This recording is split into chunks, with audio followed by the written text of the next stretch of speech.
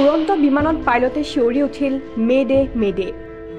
Air ইণ্ডিয়াৰ পিছত এইবাৰ ইণ্ডিগো বিমানত অথন্তৰ। মাজ আকাশতে হঠাৎ শেষ হ'ল বিমানৰ ইন্ধন। বাংগালুৰুত জৰুৰীকালীন অৱতৰণ ইণ্ডিগো বিমানৰ।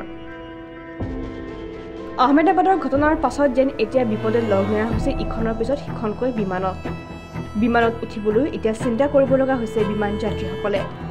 এয়াৰ ইণ্ডিয়াৰ পিছত এবাৰ বিপদত পৰিল ইণ্ডিগো বিমান। উড়ন্ত বিমানতে হঠাৎ পাইলটৰ মুখৰ পৰা শুনা গ'ল মেডে, যাৰ অৰ্থ হৈছে বিপদৰ আগজাননী দিয়া।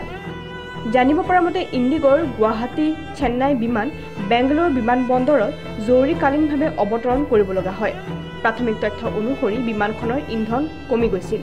ইয়াৰ পিছতে বিমানখন কেম্পেগৌডা আন্তঃৰাষ্ট্ৰীয় বিমানবন্দৰত অৱতৰণ কৰা হয়।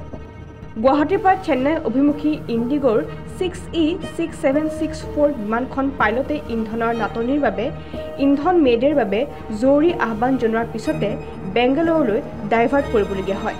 শেহতীয়া তথ্য অনুসৰি ইন্ধনৰ অভাৱত চেন্নাই অভিমুখী ইণ্ডিগো বিমানখনক মেডে ঘোষণা কৰা হয়। বিমানখন নিৰাপদে বেংগালুৰুত অৱতৰণ কৰাৰ বাবে পাইলটগৰাকী প্ৰশংসাৰ পাত্ৰ হৈ পৰে। এয়াৰ ইণ্ডিয়া আৰু ইণ্ডিগো দুয়োখন বিমানক লৈ অহৰহ অভিযোগৰ উত্থাপন হৈ আহিছে। বিগত কিছুদিন ধৰি সঘনাই সমস্যাৰ সন্মুখীন হৈ আহিছে ইণ্ডিগোৰ বিমান সেৱা।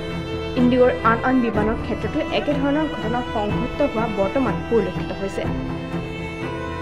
News desk report, for international.